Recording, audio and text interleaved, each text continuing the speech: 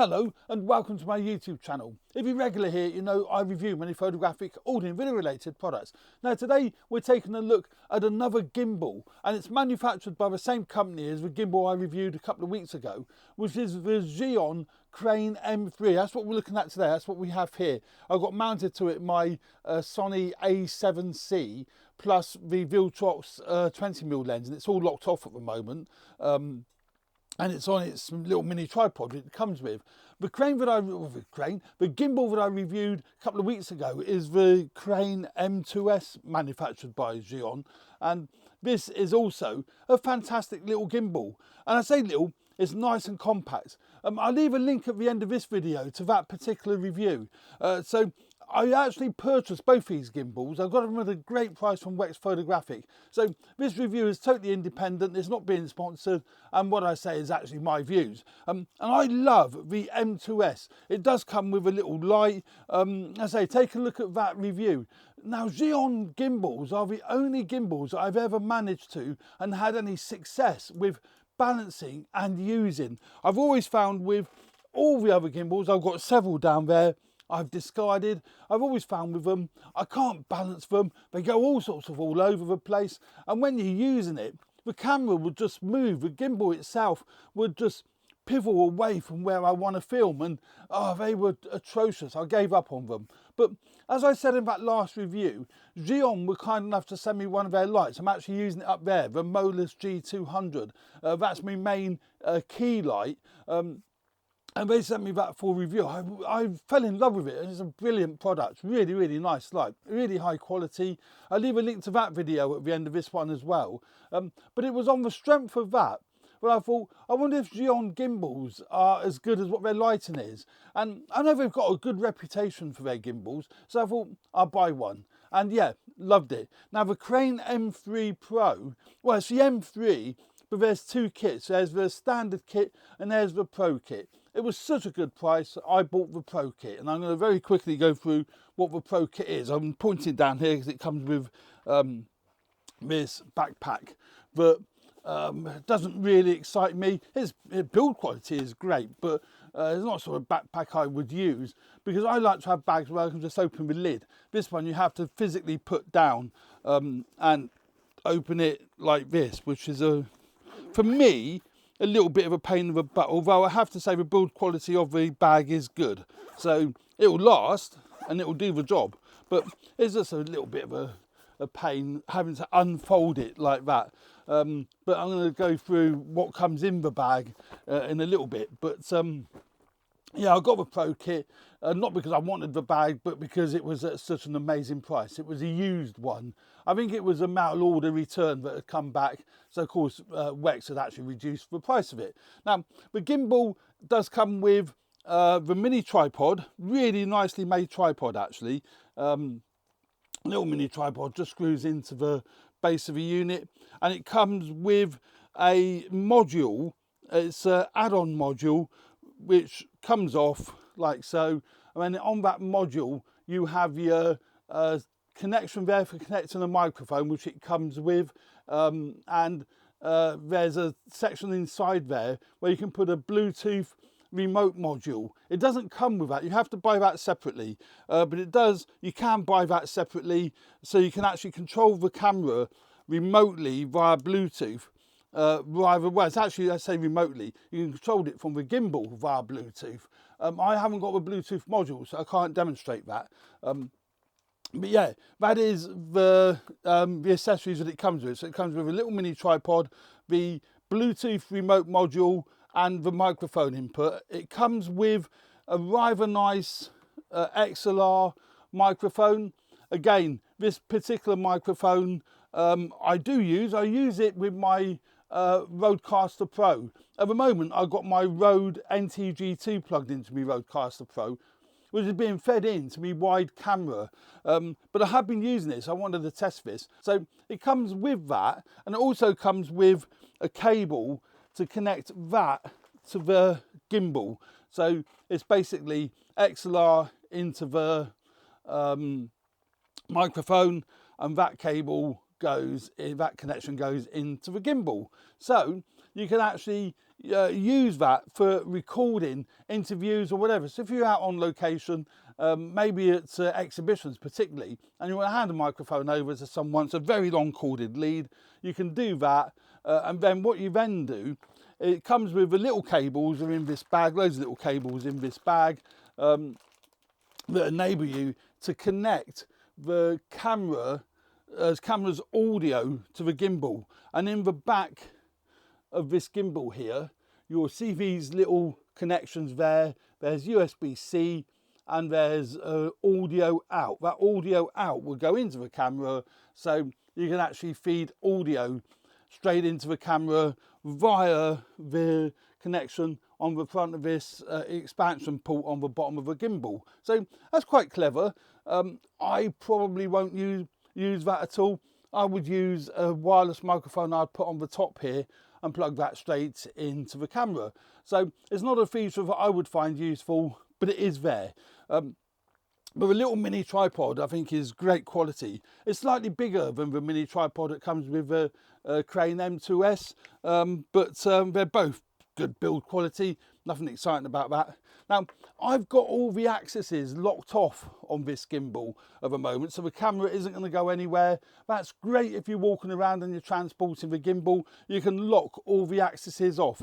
That's also brilliant for when you're setting the gimbal up, because as I found with the M2S, that has the same features, and that's why I love that gimbal. So when you're balancing it, you just unlock one axis at a time to balance it. Now, I'm not going to go through the balancing process in this video because it's probably going to take too long. There's many tutorials online which shows you how to balance these Zhiyun Crane M3 gimbal. I'm just going to go through what its features are. So at the moment I've got it turned off. On the back here you've got your joystick control, which you find on many gimbals. You've got a mode selector to switch between your follow focus mode, point of view mode, vortex and many other modes. But it's also got a touch screen, which I'll go through in just a moment, so you can actually set your modes via the touch screen. And it's got a little red minus button here. That's a red record button for certain cameras, because you can connect, as I say, the camera via the USB-C into the camera, and then it'll power the camera. That will also set the trigger to record. I've had moderate success with that. Works great with my little RX100 Mark 7. I've had no problem with that at all. It powers it and it also triggers it. I haven't had a lot of success with me Sony A7C or me A6700, and that might be because I haven't set the cameras up correctly, because I'm aware with the Sony cameras, more so than Canon or any of the others, you have to go in deep into the menus and set it up correctly for remote triggering via USB. So it's probably my error as opposed to a fault with the actual gimbal. So yeah, and it's also got the trigger on the front, which is quite traditional for most gimbals. 3 clicks and it spins it round into selfie mode. 2 clicks and it resets it back to how it is. It's also got a little light on the gimbal, which is the same as the M2S. But with this one, you can adjust the colour balance without having to add filters. You can add filters on it because it's the same light as what's on the M2S. So you can add little gels. It does come with some little gels if you want to put some gels on it. So let's now power the thing up. It's basically on-off switch on the side here. So if we power that up, actually, if we do, I mean, let me unlock it first. That would be a good idea. Otherwise, the motors go into snooze mode. You won't be able to see that on there, but that's gone into snooze mode because I did power it up. So we unlock it first. What we do, there's one unlock lever on that part, so that's now freed that. And then we've got an unlock on this section underneath. You can't see that, that's now freed that section. And then there's an unlock here that unlocks that. So now the gimbal is all wobbly and free to do what it wants. So what we'll do now is power it up just by hitting this little on-off switch here, and then that'll power the whole thing up. Sorry, let's hold that in again. And that's now powering up. And as you can see, that's now powered up. And you get a really nice, solid, firm grip to that. And so I can double click this front lever, and then the gimbal will reset itself. You can see there it's reset itself, and you see you get a nice, nice steady image. And let's say if I click that 3 times, where are we? That puts it into selfie mode. So now I'm a bit, obviously I have to have a monitor facing me. That's now in selfie mode.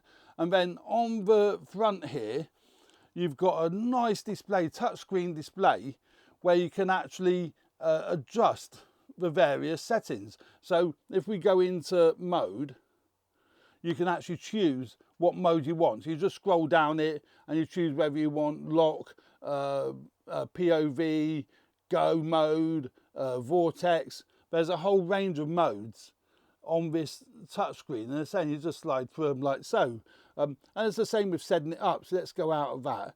If you go into settings, you just scroll through the different settings to get to what mode you want.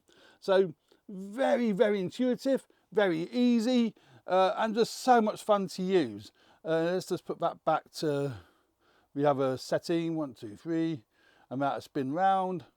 And we've now got your normal gimbal mode, which is really good. Out of interest, this little bracket I've put on the side, if you've noticed that, is a small rig screw adapter, because it's got a tripod thread mount. You can just screw anything in. I think it's a 3/4 inch, is it? And that's just a standard fitting. I've actually put a cold shoe on there, so I can slide in a shotgun microphone or whatever I might want to put in there.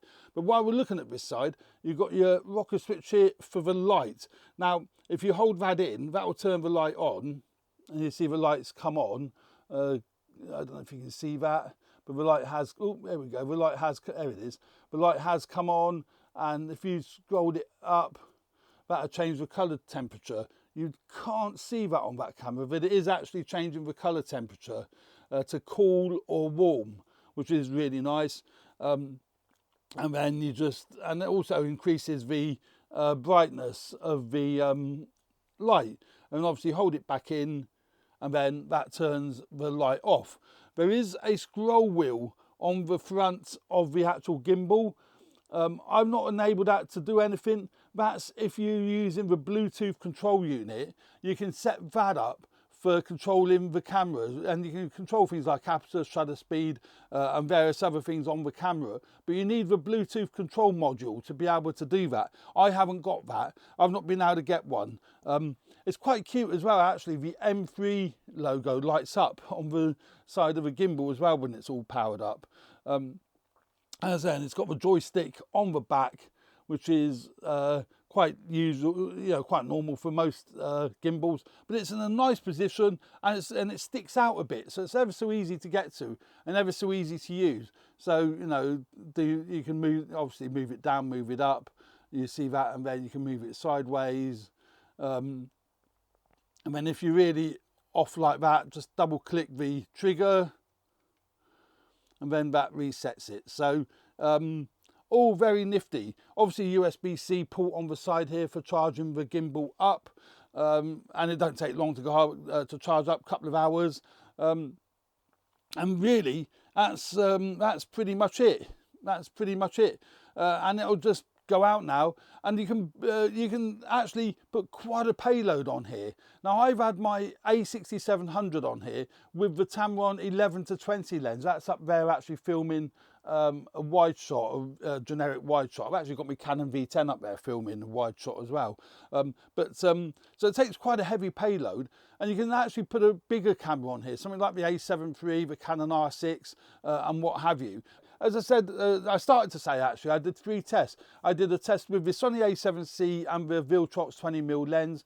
I've done a test with the A6700 with the Tamron 11-20 lens, and a test with the Sony little babby Sony RX100 Mark VII. So let me show you those tests, and then we'll come back to finishing off this review. You'll notice actually with the A6700, I didn't record any audio, but you can see in this clip, it's a really nice steady. Although the camera combination is quite heavy, because the Tamron lens is quite a bulky lens. I was quite surprised actually, it's quite a heavy lens, and it's quite front heavy. It did balance absolutely fine on the gimbal, and you see from this shot, it's worked out really, really well. I'm now actually testing it with my Sony a7C and the Viltrox 20mm lens, and that's working out beautiful because it's a little bit like a combination. The lens is certainly a lot smaller and it's working out really, really well, and I do like it. It's a nice gimbal. It's fatter than the Crane M2S, so it's more to grip, although I do like the Crane M2S.